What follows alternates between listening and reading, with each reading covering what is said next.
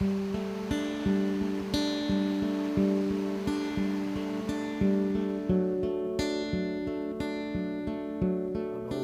type nymph. There's a fly in America called the Tellico Nymph, if I pronounced it correctly, and it's much like it. It's very similar to it actually, and this is the version I've used for over 20 years. It's a great pattern. It will represent like Corixa, beetles, especially caddis, that's what coming off, but it will work in both the river and it will work as well in the lochs. Now in the river especially it'll add weight to the fly. Now I've got some lead foil here. This is just basically like a 2-3 mm width, and I'm putting down a layer up the body. Now the hook I'm using is a B175 size 10. You could use whatever you like.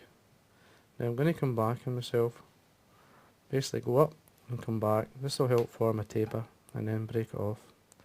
Now the back of your nail you can rub down the ends that you broke off, just to take the ripple out.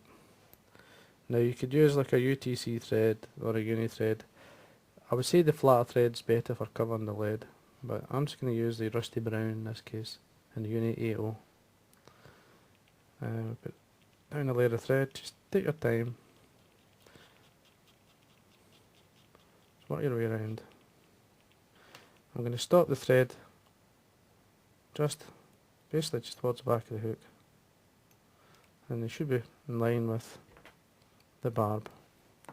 Now for the tail you could use grizzle, or in this case I'm going to use some Coq de Leon, and this is basically the white and black one. It makes a difference. It works extremely well. Now you're looking for a good, say 10 fibres or so. Length, what's the length of the body? Just tie it on the back, a couple of turns to hold it. Trim away just the rough ends, just to tidy up. Now it's got a thorax cover, or sorry, basically it's got a back from the very back to the back of the hook to the front. Basically a case, or like a wing case, all the way up, or a beetle type case. Now I'm using hen pheasant centre tail. Now I'm looking for the thicker fibres. I don't want the fine ones, just trim them away. And we tie it full length of the body. At this point I would tidy up. Don't worry about the body being too thick.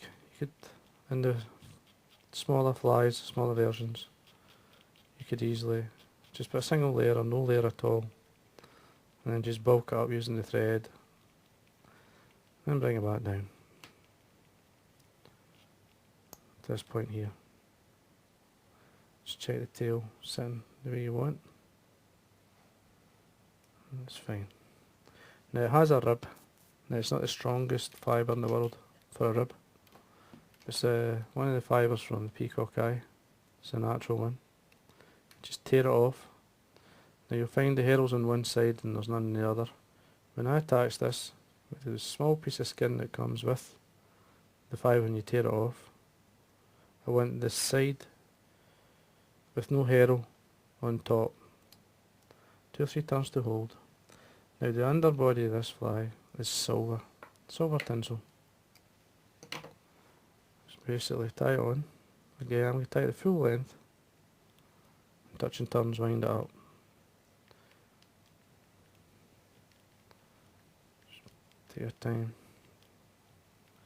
Now because you've got like a tapered type body, or like this, sometimes it's best come in with some super glue and run it on the underside, or in this case because it's a gold and silver tinsel, on the gold side, so that's obviously the silver shows, and then run it up, and as it sticks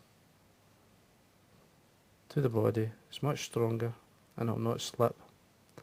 Now when you get to this point here you find that this is the area where it'll want to slip. Because the super glue's on it, it'll not do that. And just catch it in 3 or 4 turns, take away the excess. Now to make it last I'm using a fine varnish. I'm going to put it onto the body, And a fine varnish, thin varnish.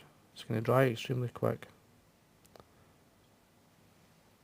And wind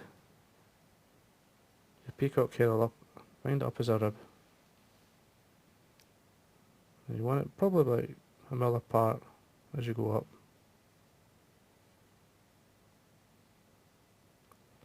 All the way to the top. Cross your thread. And I usually fold it back. And then break it off. Now bring over your wing case and this all the way up. Now nice and tight, straight. Now what will happen as well, the varnish will stick to the underside of this. Now I just tap it so that the varnish touches it, and that will help again protect it. Now you could wind the wire up through. I just feel it changes the shape of the body, and it does work, but it just doesn't look as good to me. I'd rather have the fly look in the right shape and more like the fly I'm trying to, or the flies I'm trying to represent, without destroying it for strength. In this case, it's still strong enough. I mean, I've had a dozen fish in one of these flies and I've had no problems. Now, this is a hen. It's like a speckled hen patch. It's a patch from just an ordinary Chinese chicken or something. It's off the hen bird. This is the saddle. These are ideal for very soft hackles. Now, preparing the hackle, you're seeing the underside of it here just now. Tear away the fluff from either side of the stem. And now what I do here, because it is quite a thick fibre, very soft, mobile fibre, take away the side that's going to touch the hook, and then come up, we don't know there, cut away about the point and leave about a 2mm area for you to catch it on. Wind your thread down, a wee half hitch to stop it slipping while you're winding your hackle on, and then basically just wind. Now for a fly this size, I'm going to wind all this on. You're probably looking at 2-3 turns to this point here.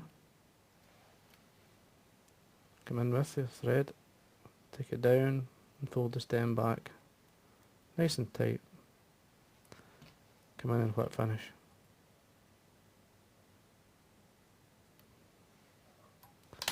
Take away your thread, take away the stem, and then air out your fibres. Now the easiest way to do it, just to brush, fine brush. This will open the fibres out for you. And there you are. It's a very simple fly but very effective. As I said, it will represent few species, Cadis, Carixa, beetles, you name it. So it's certainly worth a place in your box. And there we are. And really call it what you like. It basically is the Tellico Nymph. So it's just a variant of that fly.